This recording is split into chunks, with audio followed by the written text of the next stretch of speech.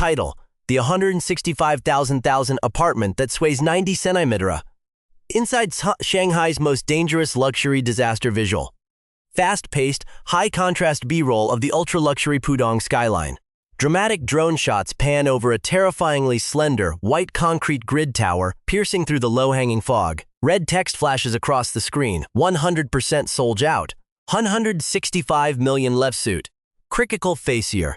Beautiful, urgently pounding cinematic sub-bass. Ticking clock, wind howling through high-altitude structures narrator. Right now, on the hyper-expensive corner of Century Avenue and Yincheng Middle Road in Shanghai, stands a building so impossibly thin it defies human belief, 426 meters tall, only 28 meters wide, a stark white concrete monolith rising a staggering 15 times its own width into the East China Sea sky. It is visible from nearly every district in the municipality, from the historic Bund to the furthest corners of Putuo. This is the slenderness limit of human architecture. From certain angles, when the smog rolls over the Huangpi River, the tower disappears entirely. From others, it dominates the megacity skyline with a raw, brutal geometry that makes the ornate glass curves of neighboring supertalls look completely obsolete. But behind this minimalist luxury facade lies a structural nightmare that the wealthy elite paid millions to own, and are now desperate to escape. Because when the coastal winds scream off the Pacific, this building moves. Not metaphorically, not in the standard, engineered flex that every high-rise uses to survive. This is a violent, terrifying oscillation that residents don't just notice, they endure it. It is a movement so disruptive that it is currently documented in thousands of pages of emergency filings submitted to the Shanghai Municipal Commission of Housing and Urban-Rural Development. When typhoons hit the coast, this multi-billion yuan tower sways up to 90 centimeters in either direction. Think about that. Nearly a meter of lateral travel at the upper residential zones. A beautiful sound of elevator brakes screeching, metal cables slapping violently inside a concrete shaft. Narrator. When the sway hits its peak, the smart sensor high-speed elevators automatically shut down, trapping billionaires on the 90th floor. The ultra-premium interior walls creak like an old wooden galleon. And the central garbage chute? When a waste bag drops from the 92nd floor penthouse, it accelerates to terminal velocity, hitting the lower collection dampeners with a sound multiple high-net-worth residents have independently described in legal depositions with a single, chilling word, detonation. This is the Golden Grid Tower. This is what happens when real estate hubris pushes engineering to the absolute limit of what physics permits. And when the critical gap between a computer wind tunnel model and rapid Chinese construction timelines turns out to be a multi-million dollar disaster visual, quick cuts of blueprint schematics morphing into a cheap metal trash can. Narrator, the most shocking part? The architectural design for this billionaire enclave didn't come from a high-tech laboratory. It came from a wastebasket. Literally, a square, mesh metal trash bin designed in the early 20th century. The lead architect, Chen Hongwei, and the aggressive billionaire developer, Zhang Guogyang, looked at that identical, unornamented square grid and asked a reckless question. What if we built this exact shape at 430 meters high? To make this minimalist dream a reality, they hired a Tier 1 structural engineering firm to solve an aerodynamic crisis with absolutely zero structural precedent. The slenderness ratio of the Golden Grid Tower, its height divided by its width, is a terrifying 15-to-1. To put that in perspective, a ratio of 8-to-1 is considered highly ambitious for a residential tower in a typhoon-prone zone. A 10-to-1 ratio requires extreme, highly expensive specialized dampening solutions. But 15-to-1? That is a number that, when the initial scale model wind tunnel tests came back from the labs, produced forces so violent that engineers realized they were building an entirely new class of structural failure. Beautiful, deep bass drop, wind tunnel roar simulation narrator. When high-velocity winds strike the flat face of a perfectly square supertall, the air does not flow smoothly around the concrete corners. It shears violently, separating at the edges and forming massive, alternating, low-pressure vortices on each side of the structure. These spinning columns of air detach in a highly organized, rhythmic pattern. First left, then right, creating an aerodynamic phenomenon known as vortex shedding. This acts as a massive lateral pump, pushing and pulling the 400-meter tower from side to side. At the typical wind speeds experienced 1,000 feet above Shanghai. The frequency of this vortex shedding perfectly aligns with the natural oscillation frequency of the tower itself. When those two numbers match, you get resonance. The building ceases to just lean. The sway organizes itself, amplifies, and builds momentum. To prevent this tower from tearing its own core apart, engineers designed two cutting-edge countermeasures. First, 5 two-story wind-permeable mechanical floors were distributed at precise intervals up the building. These were supposed to be completely open slots, allowing the wind to blow right through the tower, breaking up the organized vortices before they could lock into a resonant frequency. Second, they installed the largest dual-tuned mass damper system ever put into a residential high-rise. Two massive steel counterweights hidden in the upper mechanical levels to swing in opposition to the wind. On paper, the math checked out. The 15-to-1 ratio was validated. The units were sold to tech tycoons, manufacturing magnates, and celebrities for tens of millions of dollars each. But paper is not reality. Because what the developer actually built inside those critical wind-permeable floors would trigger a massive 1.15 billion yuan structural crisis that no one saw coming. Visual. High-tech 3D structural render of the Golden Grid Tower glowing red where the wind forces are highest. Text on screen. The engineering chronology, 2018 to 2025. Diagrams zoom into the open blow-through floors, showing wind vectors turning into chaotic, trapped vortex loops. Beautiful, low, industrial ticking sound, mechanical humming, rhythmic metallic clanging narrator. To understand how a multi-billion yuan masterwork transformed into a high-altitude pendulum, we have to look at the engineering chronology and the massive discrepancy between the testing laboratory and the chaotic reality of a premium Chinese mega-project timeline. Construction kicked off with extreme fanfare under the supervision of the Shanghai Municipal Construction Commission. The blueprint demanded a structural feat never attempted at this scale. A central core of ultra-high-strength concrete wrapped in an exterior grid of massive, white-tinted reinforced concrete columns. Over 120,000 cubic meters of specialized concrete were poured into the foundations and climbing formworks. Every single square meter of the tower's 30,000 square meters of exposed facade had to be structurally flawless to distribute the immense axial loads down to the deep-driven steel piles biting into the soft alluvial soil of the Yangtze River Delta. Ew. Dio. Dramatic data sound effects, typing noises, wind tunnel fan revving up narrator. During the initial design phase, the architectural team sent a precise 1/250 scale model of the Golden Grid Tower to a specialized wind tunnel testing facility managed under the guidance of the China Academy of Building Research. The scale model was a masterpiece of clean geometry. Its 5 two-story blow-through zones were modeled as perfectly hollow, unobstructed slots. In the simulated wind streams, the aerodynamic trick worked flawlessly. The wind tunnel data showed that up to 45% of the high-altitude air pressure would pass cleanly through these structural voids, disrupting the alternating vortex shedding and keeping lateral displacement well within acceptable comfort limits. The structural engineers signed off on the designs based on this ideal dataset. But a scale model doesn't require plumbing.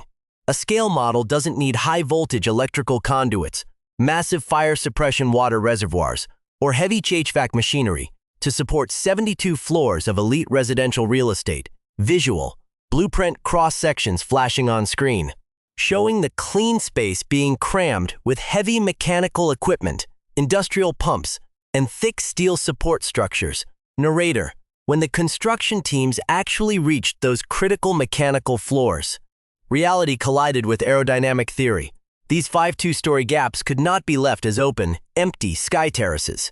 The building required massive, drum-shaped steel enclosures to house high-pressure water pumps, backup generators, heavy-duty electrical switchgear, structural tie beams connecting the exterior grid to the core, thick maintenance access ladders, and heavy safety handrails.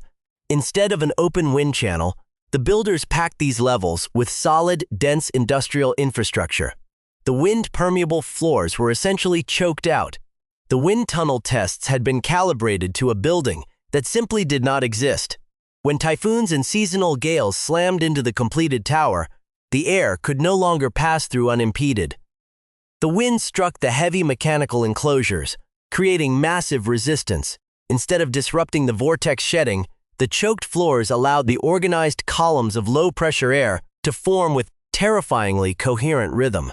The wind found its leverage, and it began to pump the 426-meter monolith with immense lateral force. Audible, deep groaning sound of stressed concrete. Metallic squeaking of handrails under load. Narrator.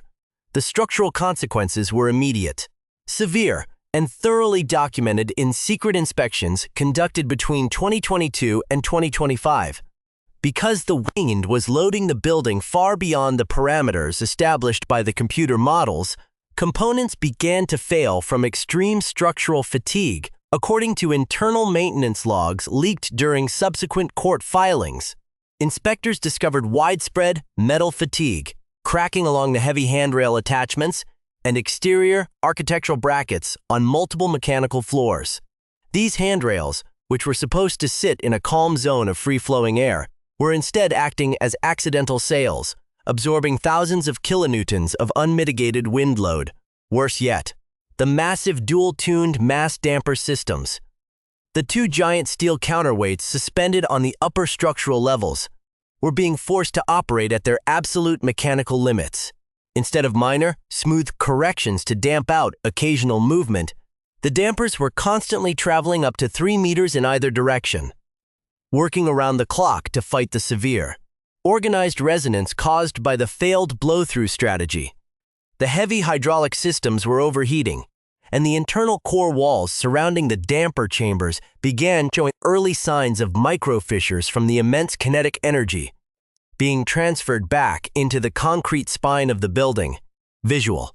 Timeline graphics sweeping across the screen showing specific inspection dates, concrete volume statistics, and millimeter metrics of structural movement. Spillage. Golden Grid Tower. In structural metrics and deviations. Jickbuljil. Height-to-width ratio 15:1. Standard maximum 8:1. Total concrete poured 120,000 plus cubic meters. Designed lateral sway. Less than 15-20 millimeters routine. Actual maximum deviation up to 900 millimeters 90 centimeters. Documented fault items 1,500 plus individual structural mechanical. Jickbuljil. Narrator. By early 2024, the building's own engineering teams realized that the structural behavior of the tower was diverging wildly from the design intent.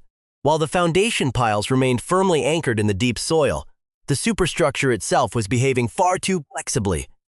Every single time a major storm front crossed the East China Sea and hit Shanghai, the tower entered a state of high-amplitude harmonic oscillation. The local housing bureau began receiving quiet inquiries from engineering firms analyzing the long-term structural integrity of the exposed white concrete skin.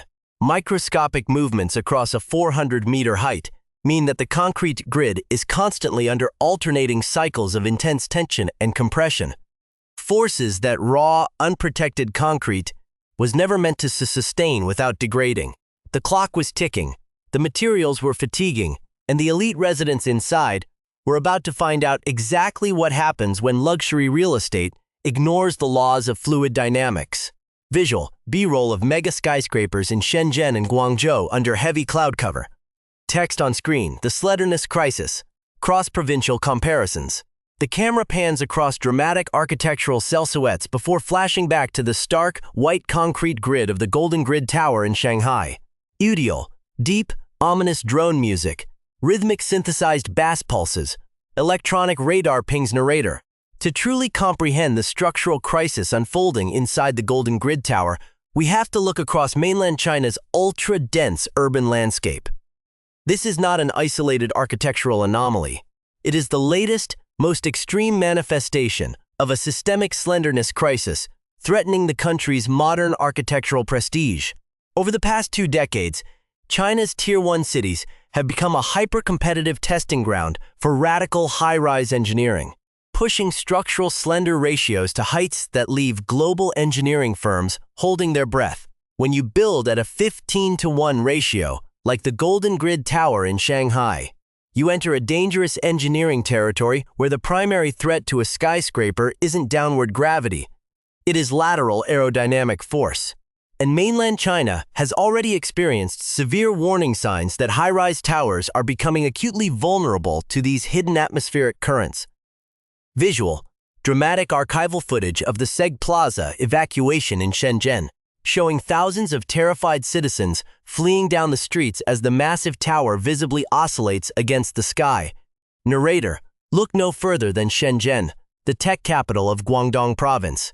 In May 2021, the 355-meter-tall Seg Plaza, in the heart of the bustling Huaqiangbei Electronics District, sent shockwaves through the global construction community. On a perfectly clear afternoon, with no earthquakes registered and no extreme weather in the area, the massive steel and glass tower suddenly began to vibrate and sway violently. Thousands of people fled into the streets in absolute panic. For days, the local housing bureau and the Shenzhen Municipal Commission of Housing and Urban-Rural Development blocked access to the area, while a high-level team from the China Academy of Building Research rushed to investigate. The diagnosis? A perfect storm of mechanical and aerodynamic resonance. The tower's twin rooftop architectural masts had created a vortex-shedding frequency that synchronized perfectly with the building's natural vibration period under low-speed routine winds. The masts acted like a massive tuning fork, transferring kinetic energy directly down into the primary structural frame. The building had to undergo a massive multi-month structural intervention, removing the masts and installing heavy internal dampening systems before it was declared safe for reoccupancy. Visual, high-altitude drone shots of the iconic Canton Tower in Guangzhou and the Shanghai Tower, showing their highly complex, twisting aerodynamic designs. Narrator, the critical lesson from Shenzhen was clear. If a standard high-rise tower could be driven into terrifying resonance by a minor architectural appendage, an ultra-slender 15-to-1 monolith like Shanghai's Golden Grid Tower was an accident waiting to happen. This is exactly why successful megastructures across China employ radical, complex geometries specifically designed to confuse the wind. Look at the 632-meter Shanghai Tower just down the street in Pudong. It twists 120 degrees as it rises, a shape meticulously optimized in wind tunnels to reduce lateral wind loads by a massive 24%.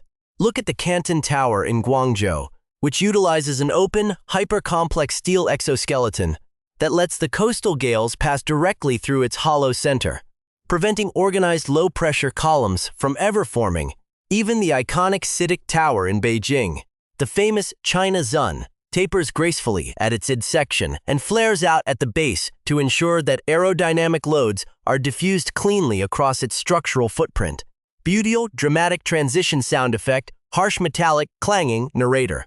But the developer of the Golden Grid Tower rejected these proven wind-confusing geometries. They demanded a perfect, unyielding 28-meter-wide square box from base to crown.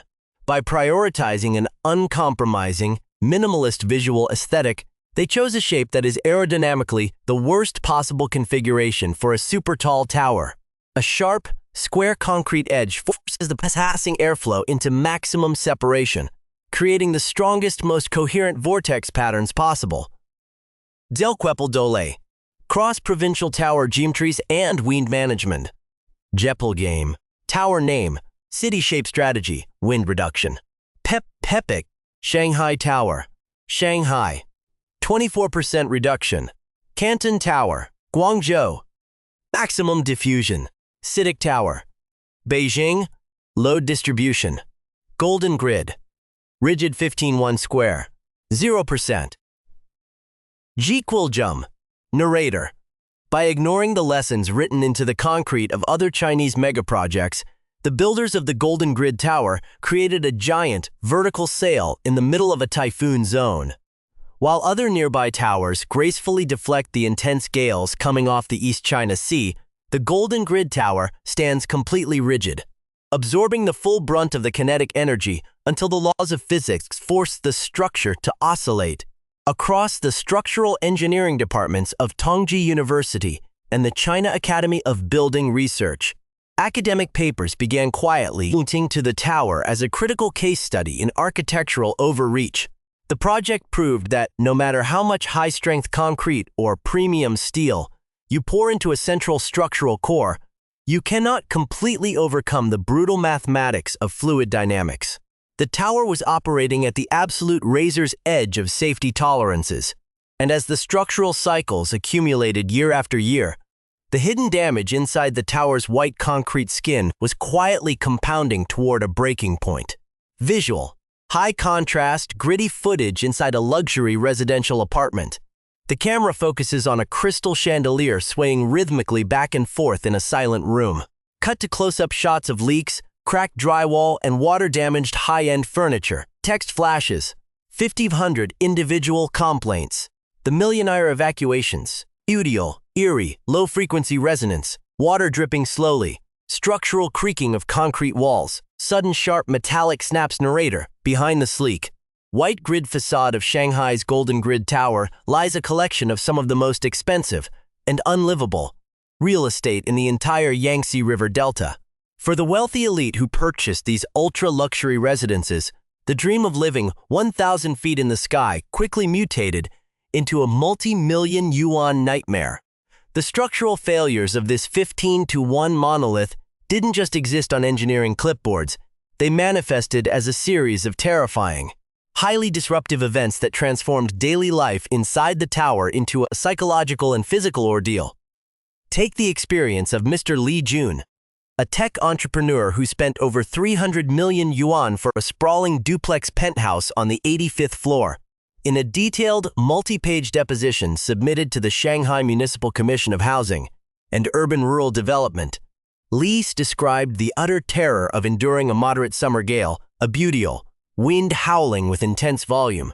Deep structural groan. Narrator. Li stated that when the high-altitude winds hit their peak, the entire apartment would begin to slide and tilt beneath his feet. The movement wasn't a gentle drift. It was a persistent, rhythmic harmonic sway that traveled up to 90 centimeters. In his living room, custom-made Italian crystal chandeliers would swing so violently that they struck the reinforced ceiling panels. Water in the toilets would slosh completely out of the bowls, soaking the premium imported marble floors. But it was the auditory assault that proved truly unbearable. As the tower deflected under the immense lateral vortex loads, the internal partition walls, constructed from high-grade drywalls and acoustic damping layers, would rub against the flexing concrete core.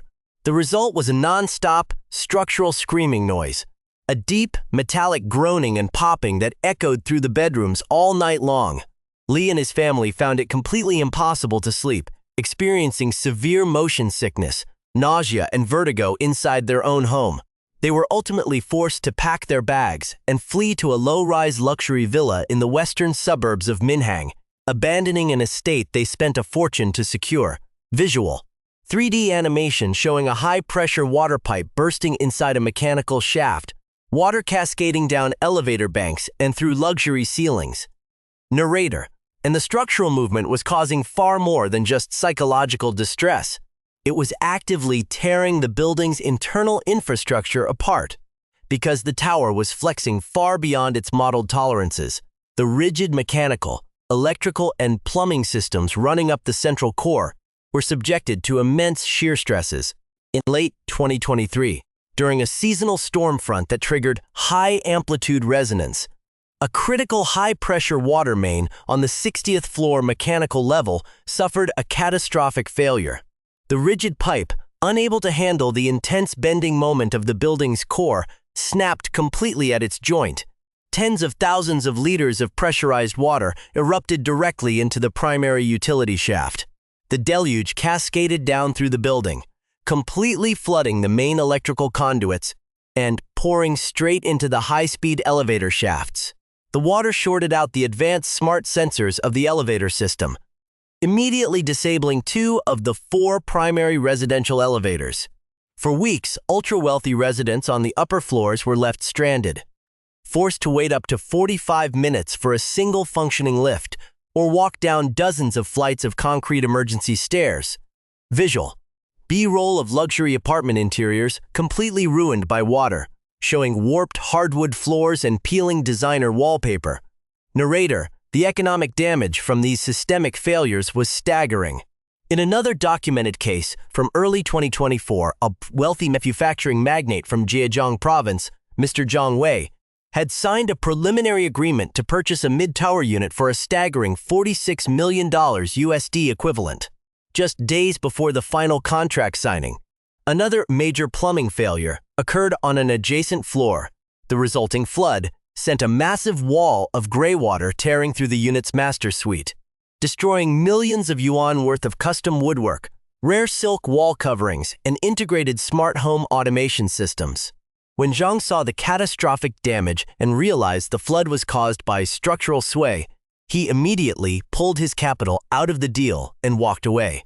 The developer, desperate to contain the scandal, attempted to cover up the incident, but the legal fallout could not be stopped.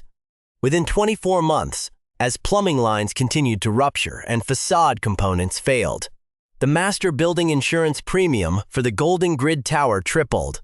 The insurers paid out nearly 70 million yuan, equivalent to $10 million USD, in covered property losses in a staggering short window of time. Visual: extreme close-up of a large crack zigzagging through raw white concrete texturing.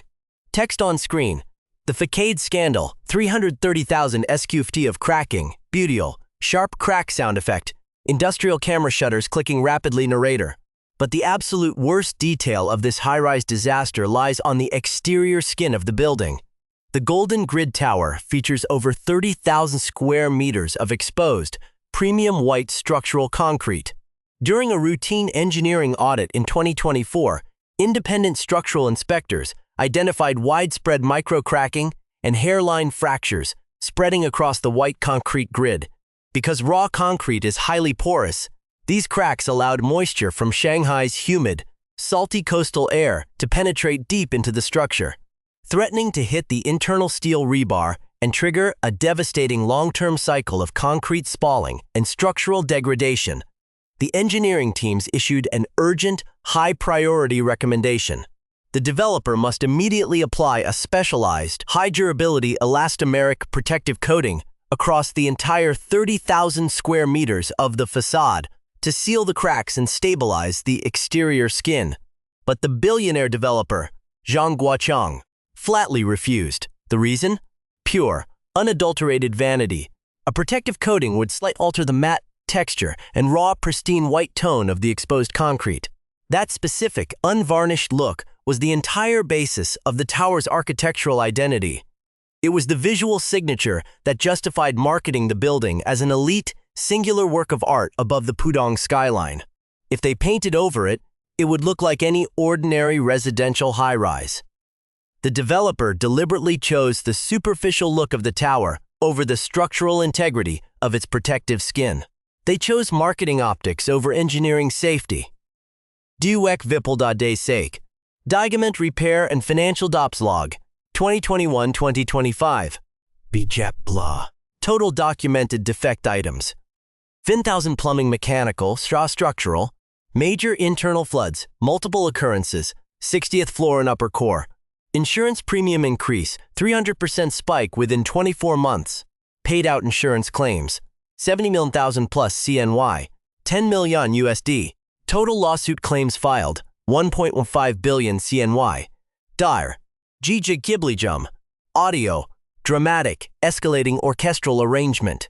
Heavy gavel strike simulation. Narrator: the elite residents, realizing they had been sold a deeply compromised structure, finally turned on the developer.